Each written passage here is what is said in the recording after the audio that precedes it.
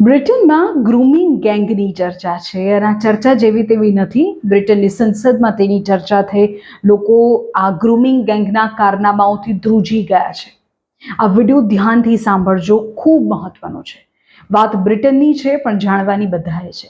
શું તમે ક્યારે વિચાર્યું છે કે વિકસિત ગણાતા બ્રિટનમાં એક સગીર દીકરી સાથે 3 વર્ષમાં 600 થી 700 વાર દુષ્કર્મ થાય?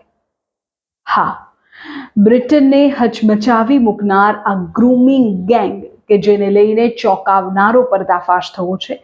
ત્યાંની અને સ્થાનિક મીડિયામાં અત્યારે આ ગ્રૂમિંગ ગેંગને લઈને ખૂબ ચર્ચા છે. કેટલાય આર્ટિકલ્સ લખાયા છે. તમને કહી દઉં કે આ ગ્રૂમિંગ ગેંગના મોટાભાગના ગુનેગારો પાકિસ્તાની મૂળના છે. આખી વાત કહું છું. બ્રિટનની સંસદમાં જ્યારે 13 વર્ષની પીડિત દીકરીની આપવીતી રજૂ થઈ ત્યારે આખું બ્રિટન આઘાતમાં સરી ગયું. આ કોઈ એકાદ કિસ્સો નથી, પણ એક આખું નેટવર્ક છે જે ગરીબ અને મજબૂર એકલી સગીર દીકરીઓને પોતાની જાળમાં ફસાવે છે. આ ગેંગની મોડસ ઓપરેન્ડી કેવી છે ખબર છે? તેઓ એવી છોકરીઓને શોધે છે કે જે પરિવારથી દૂર હોય, એકલી હોય.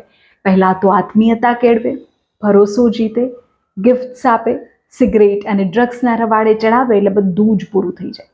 એકવાર છોકરી પૂરી રીતે ફસાઈ ગઈ એટલે લગ્નની લાલચ આપે, શારીરિક સંબંધ બાંધે અને પછી શરૂ થાય બ્લેકમેલિંગ અને સેક્સ સ્લેવ બનાવવાનો અમાનવીય ખેલ.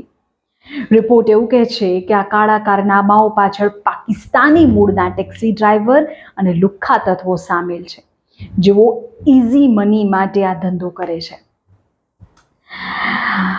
રોચડેલ શહેરમાં જ તપાસ દરમિયાન એવી માહિતી સામે આવી કે 1400 જેટલી સગીર દીકરીઓ આનો ભોગ બની ગઈ છે, જેના કારણે બ્રિટિશ પોલીસે અત્યારે 250થી વધુ ગેંગસ્ટરની ધરપકડ કરી લીધી છે.